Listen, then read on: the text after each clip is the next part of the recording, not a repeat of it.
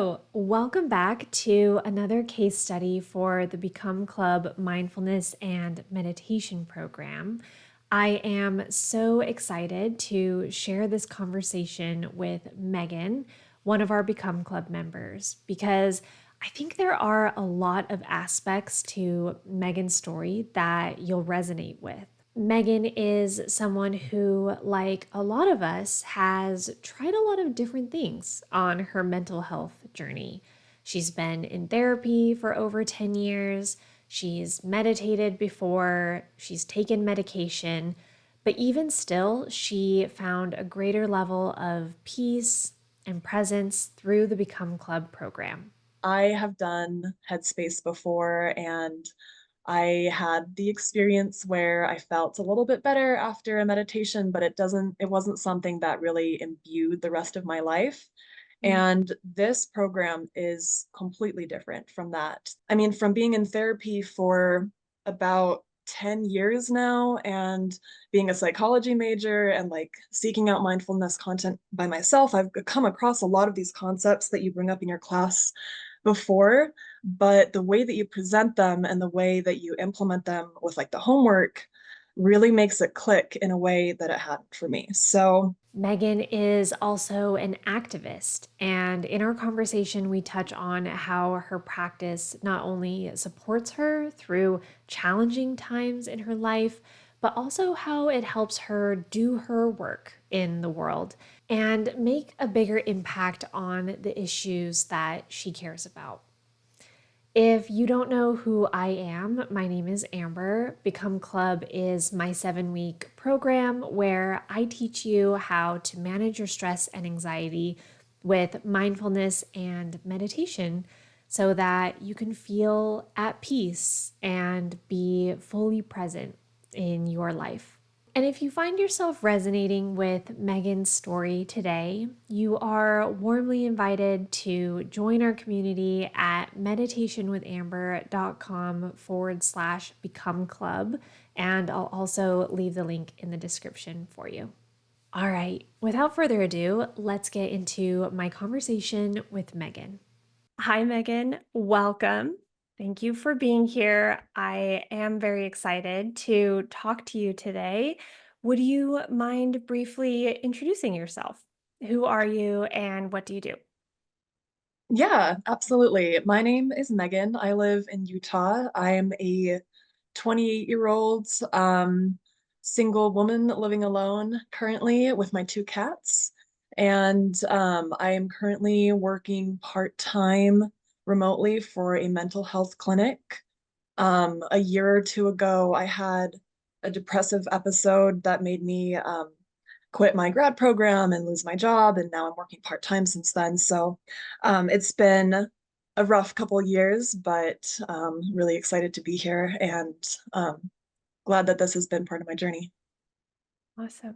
Yeah. So, what was going through your mind when you decided to join Become Club and invest your valuable time and energy into practicing meditation? Like, what was your thought process and tying that into sort of your mental health journey so far? Yeah, honestly, it was a pretty easy decision for me after our first conversation where you just told me a little bit about your program and how meditation had helped you in your own life. And that was really, and what I think one of the things that made a difference for me was hearing you talk about the difference between like a 15-minute meditation practice and a 30-minute daily meditation practice. Because I'd tried like the 15-minute before. I had done Headspace. I do like mindfulness exercises and therapy weekly, but I had never done like a really sustained amount. And I just had this little feeling in the back of my head. I was like, what if that's the difference? Like, what if that Mm. is what takes your practice to the next level?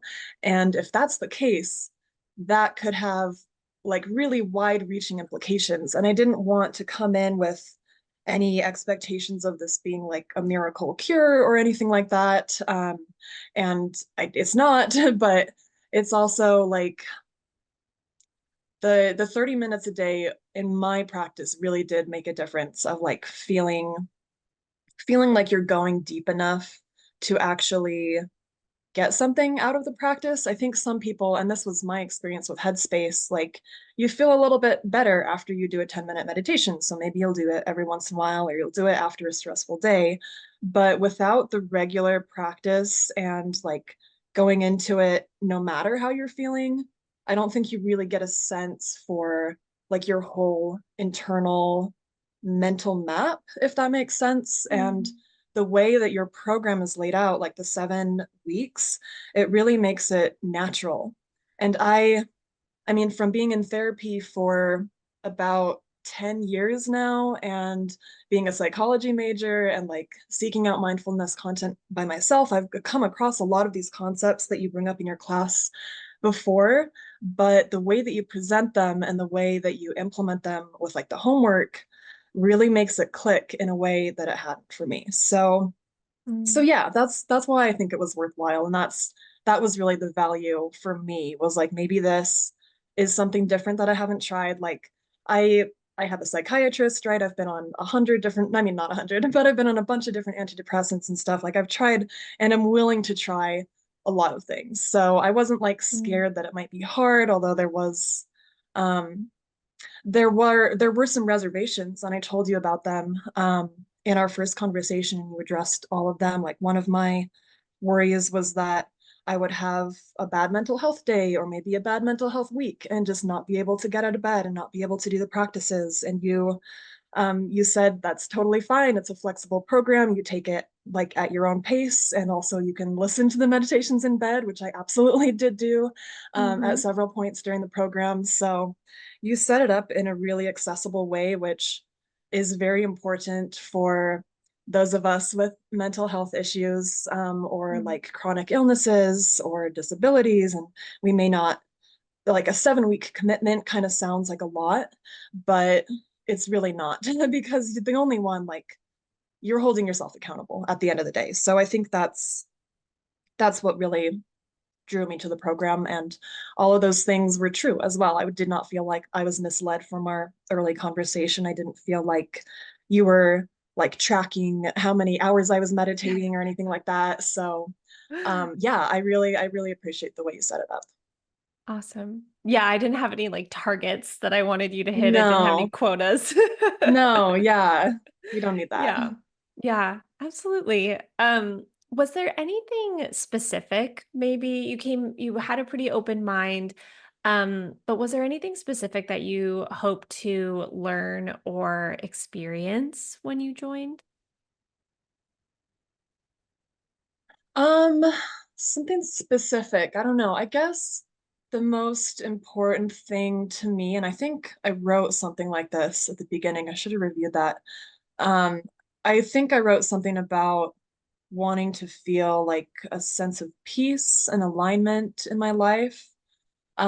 And that's a feeling that like I've experienced at certain moments in my life. Like I can picture where I was when I felt like that sort of sense of peace.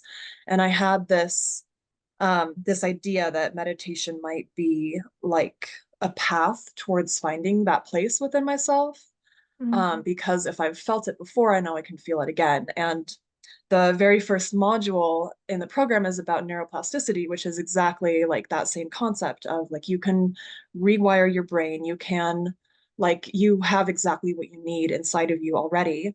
And that's just a really powerful concept. Like that goes against a lot of what we hear in Western society that like you need to be medicated, you need to be seeing doctors and professionals, but like the idea that you can guide yourself and nurture yourself and give yourself what you need is really transformative. So I mm. really enjoy that part of it. I just want to pause that. I mean, that is very meaningful to me and that um speaks to one of the reasons why I practice meditation as well. So it's really great to hear you say that. And once you did join the program, what was your experience like? Yeah, at first I um was a pretty good student for the first week or two. I don't think I missed any days of homework, and I had kind of arbitrarily decided on a certain window in my day, which Mm, was 10 a.m. to 11 a.m. And I just put that calendar notification in, like you suggest in your program. And I had that time just like carved aside for me. And the first few like homework sessions went pretty easily. Like I felt like I could focus on what you were saying and my mind wasn't wandering too much. So after the first week, I was feeling pretty good. And the second week was a little bit harder, just because my mind was wandering more during those mm, sessions and the time just didn't go by as quickly. So it felt more like, oh, this is going to be a little bit of a chore, not maybe like an easy thing. So I think that was kind of an inflection point in my practice where I began to consider like, is this um, something that I need to do daily? Is it something that I need to do for 30 minutes at the same time daily? And I started like changing my practice a little bit. I would do mm, meditations at different times. I did a half meditation and finished it later, and I did more informal meditations throughout the day. So, and after that, um, I kind of went back to doing it. I mean, I did it daily pretty much consistently most of the way through. The one exception to that would be when I was out of town, which was week 6 in the module for me, which actually was perfect because that was the mini retreat. So I did the mini retreat before I left town. I felt like I got in a good amount of like formal practice, and then I did more informal practice throughout that week. And part of me like was mentally doing the math of like, okay, so if I've missed, this many days of practice, then that's this many hours of meditation that I didn't get. And I was feeling a little bit behind, but by the end of the program, I didn't feel like that at all. I didn't feel like the hours mm, mattered because I really feel like I've internalized like the messages and mm, the recap that you have in module 7 of like, this is how we do a mindful life, like this is what we've learned and this is how it transfers to daily activities. That was just a really good way to end the program and helped me visualize the way that mindfulness has always been a part of my life. For one, like it's not a mm. new thing, right? Even if it hasn't Yep. been formal. So yeah, I don't think I'll be the type of person who like sets a timer for 30 minutes and does it at the same time every day. Maybe I will for like some periods of my life. Mhm, But I really value the way my informal practice has mhm, benefited from this program. And I also really value the practice that I've had with longer sessions, especially the mini treat retreat, which is like an hour and a half, just knowing that I can do that, that I can sit or stand and just be with myself for that amount of time is just like a personal, just makes me feel good? So I know that yeah. it's always something I can return to. And that's one of my favorite things about meditation and mindfulness as like a mental health tool, right? Like you don't need to get a prescription, you don't need to be like in a certain place. Your breath is always with you. So that's been really comforting for me. Yeah. I want to dig in a little bit to what you said about customizing your practice to suit Mm, your needs, because I think a lot of people will say, oh, like, what if I can't do 30 minutes a day? Like, is this going to work for me? Like, there's some yeah. sort of concern about like not achieving perfection. Can you Hmm. say a little bit about that and like how, sort of tweaking the practices to fit into your life actually what that looks like for you? Like how that sort of played out? Yeah, definitely. Yeah, that's a really good point because if you go into it like with the timer set for 30 minutes and your intention is just to be there for the 30 minutes and go on with the rest of your day, like that's not the point at all, right? Mm, So I think one of the most helpful things in my practice is something that we actually talked about in office hours several times, which is the difference between goals and intentions. And the goal in my mind is what you want to get out of it, and the intention is what you want to put into it.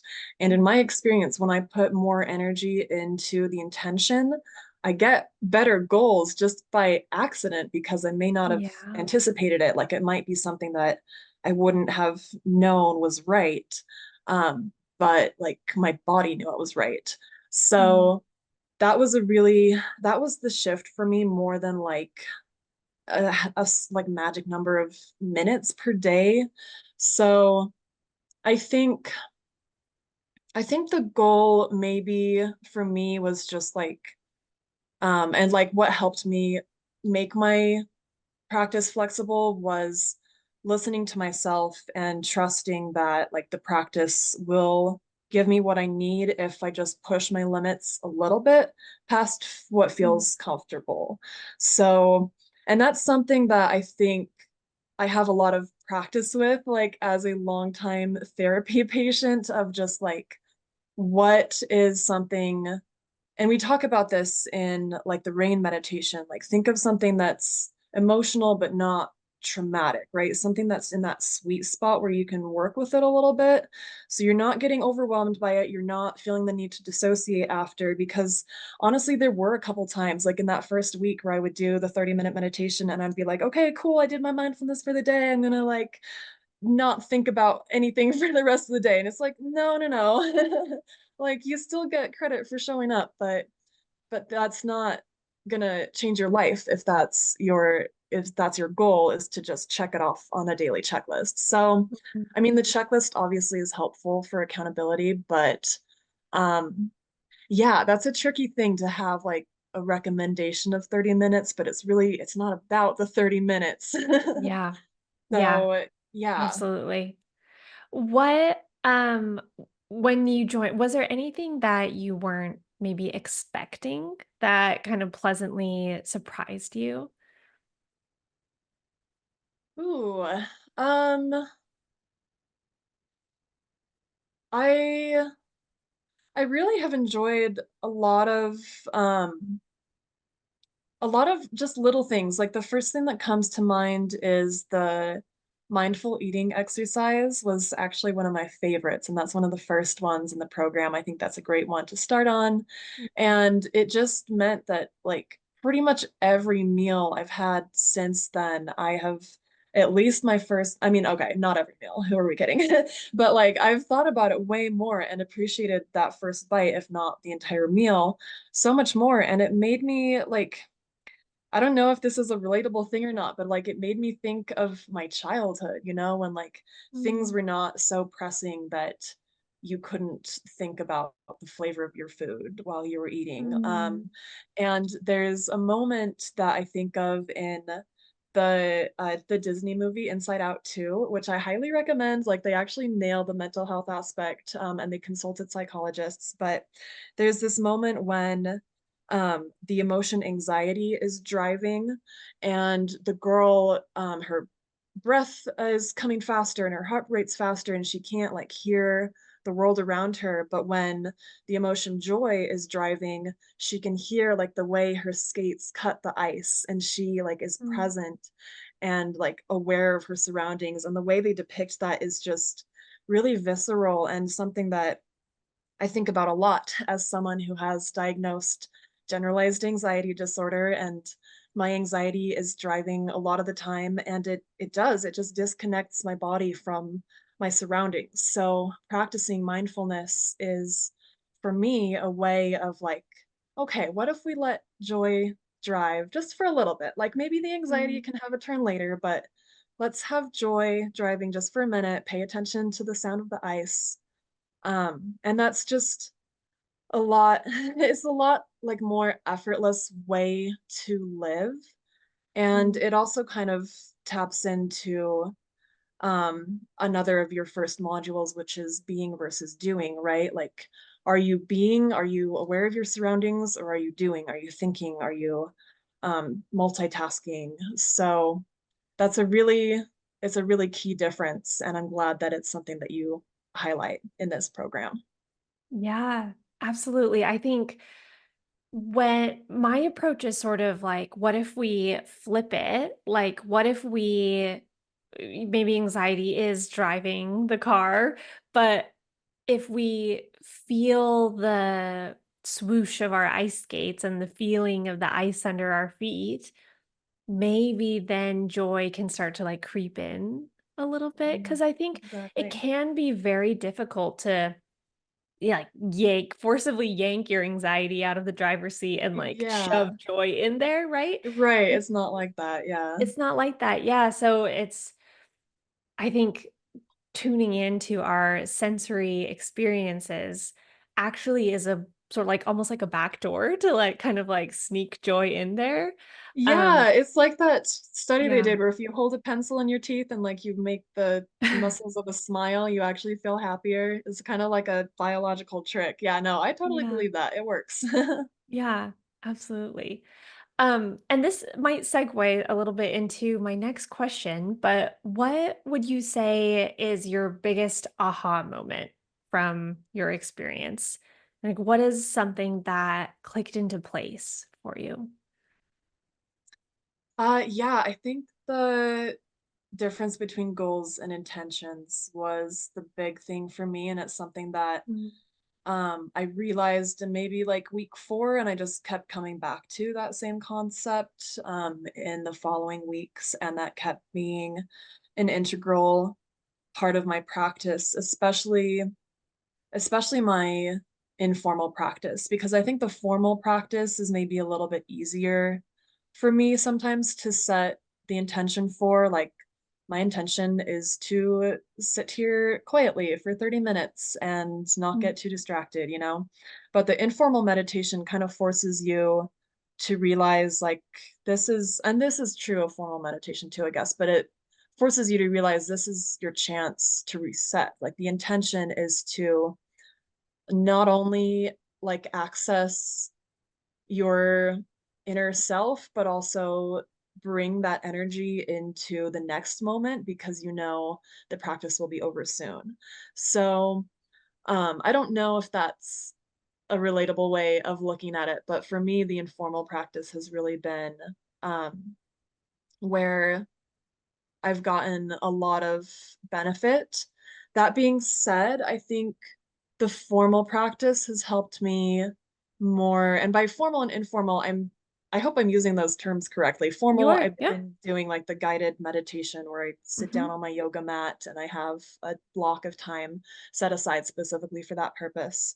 That has been where I've gotten a lot of my like personal epiphanies, and when I've had like Mm, problems that I've needed to work out the past couple weeks, or like questions internally that just I needed to make sense of. I think those longer meditations are where those pieces really click for me.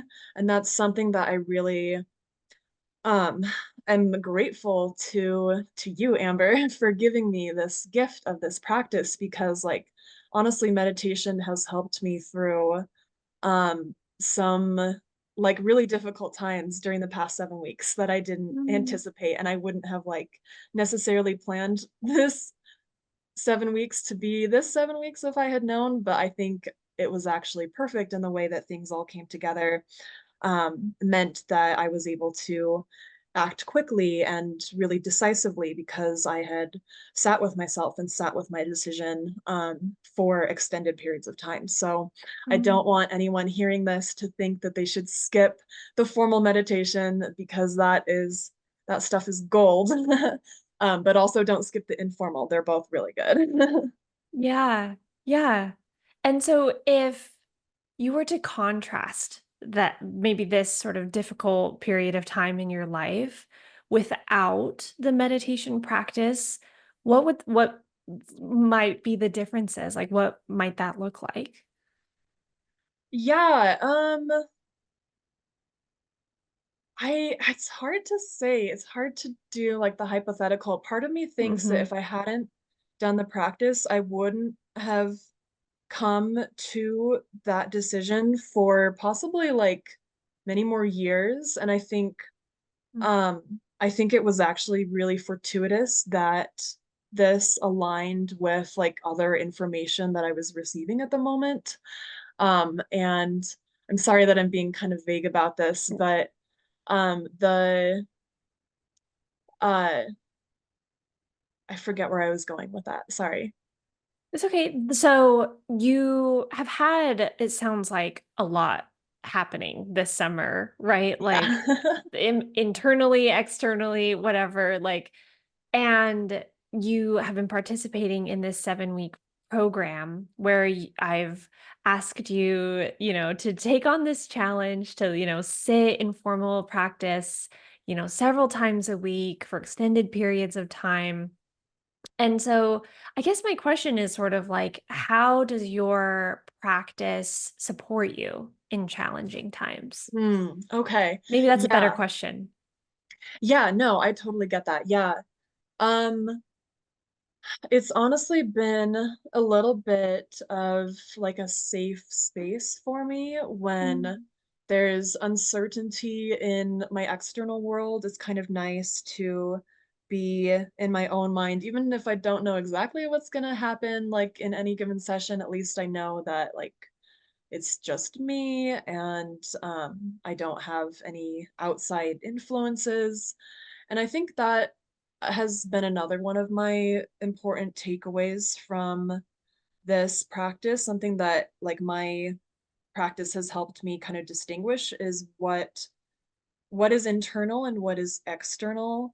So, mm, like society's expectations and what you're supposed to do, and whenever you say should, where is that should coming from? All of that stuff. I think the practice has helped me just feel a little bit more aligned and like I'm I'm interacting with the world through myself, not through some lens mm, of what they want to see or what they expect.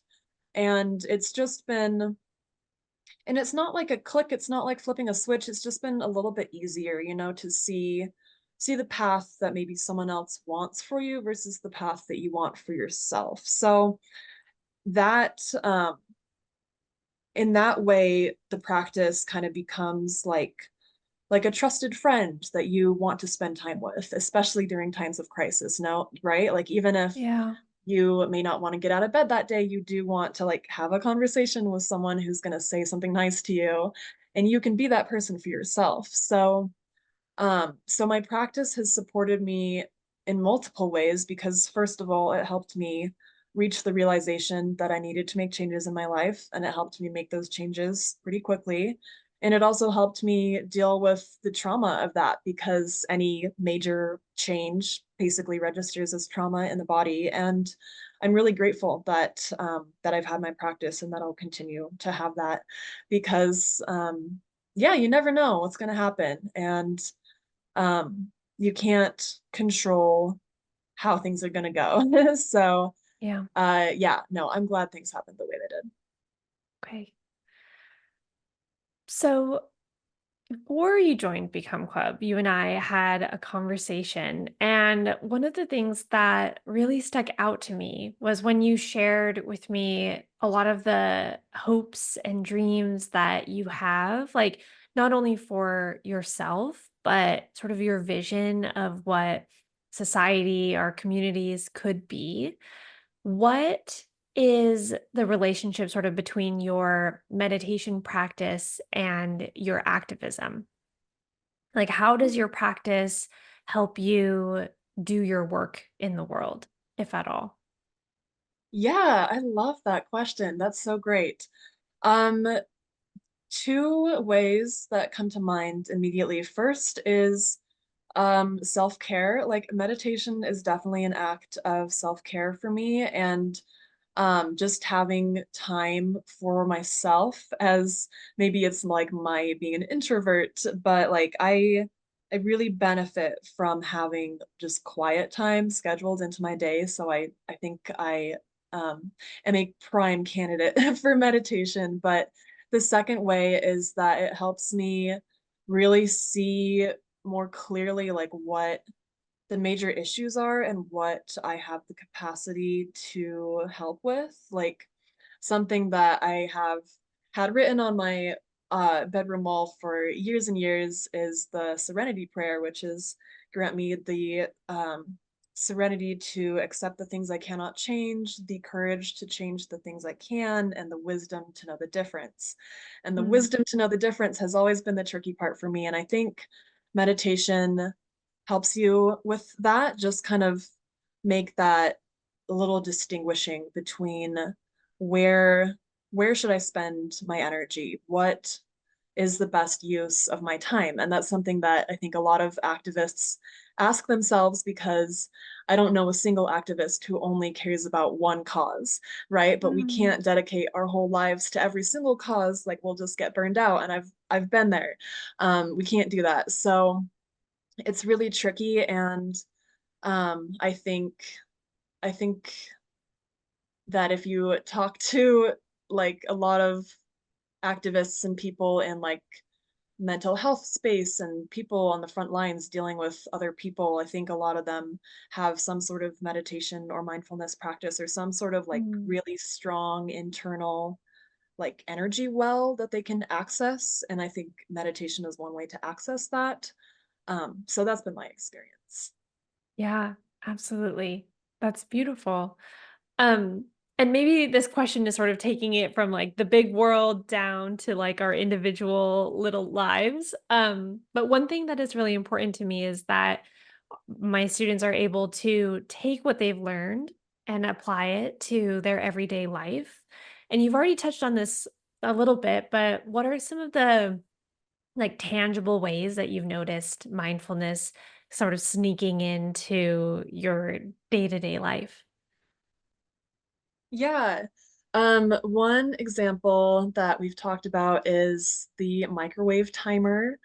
Yeah. I make tea in the microwave and I warm up like a hot pack in the microwave. So there's usually like once or twice a day I'm in front of the microwave and just happen to notice the timer counting down from like 2 minutes or a minute and a half. And that has been a good opportunity for me. And I did this while I was out of town, actually, when I was at my grandmother's house. Like, I didn't have really my normal routine, but whenever I was in front of the microwave, that was a place where I knew I could do a quick stop meditation. So, Mm, that's one thing that I've definitely carried on and I think will continue to be a pattern because I like that. yeah. And I also still have my calendar notification for 10 o'clock every day. I don't always do a formal practice then, but I like having that on my schedule. And I've also really enjoyed office hours and the Sunday group meditations have been so Yeah. fun. The Discord, talking to other people going through the program has been really awesome. I've learned a lot from just listening to other people's experiences.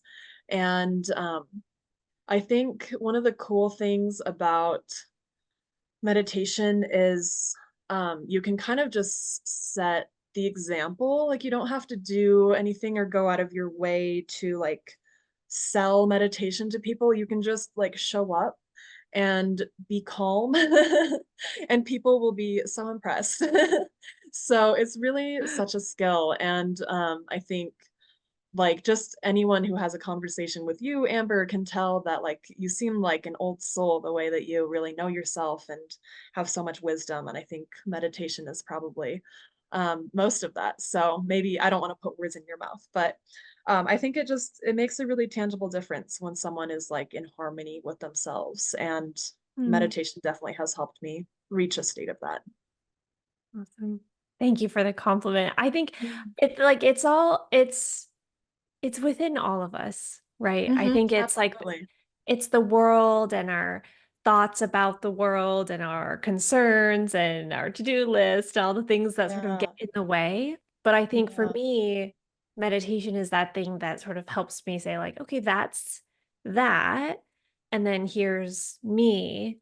And Right. like knowing the difference and feeling the difference helps me, I think, I hope to sort of bring me a little bit more to the Yeah. surface and to my work and to my interactions, and it it it's a way of living, I think, that brings me a lot of peace, It's a lot less turbulent for sure than than I used to be.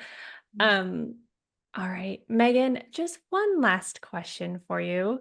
Would you recommend Become Club? And what would you say to someone who is maybe on the fence and is considering joining? Okay, I definitely recommend Become Club. I do think you have to be, well, I don't know. Let me think about that before I answer that, actually. I recommend Become Club to everybody, even if you don't think you're ready for it, because I can definitely understand how 30 minutes of daily meditation can seem overwhelming for 7 weeks. Uh, and I have done Headspace before, and I had the experience where I felt a little bit better after a meditation, but it wasn't something that really imbued the rest of my life. Mm, And this program is completely different from that. The way it's set up, the curriculum, all of Amber's research that she's put into it, the resources, there's TED Talks, there's scientific articles, there's YouTube videos. The amount of like content that is in this program is really, really incredible. And it's content that I had maybe been exposed to some of it before, but not in a way that made it click. And it really mm. clicked for me going through this program. So it's hard to describe without experiencing it yourself, but if you're on the fence, definitely come to one of the Sunday practice sessions and just have a conversation with Amber because she's really cool. She's the one who talked me into it, and I didn't need much convincing. But yeah, I am really, really impressed with this program, and I feel lucky to have been a part of it. So thank you. Thank you so much, Megan. And speaking to anyone who is listening right now and is resonating with what Megan is saying and her story, we would love to have you in the community that we're building. This is where I'll teach you how to incorporate mindfulness for more peace and presence in your life. You can join us at meditationwithamber.com/become club. And I'll also put the link in the description below. All right, Megan, thank you so much for being here today to share your experience. I just really value your reflections and your insights. I feel very lucky to have been part of your story. And I know that this is absolutely just the beginning for you. Thank All you. right. All right. I'll talk to you soon. Bye, everyone.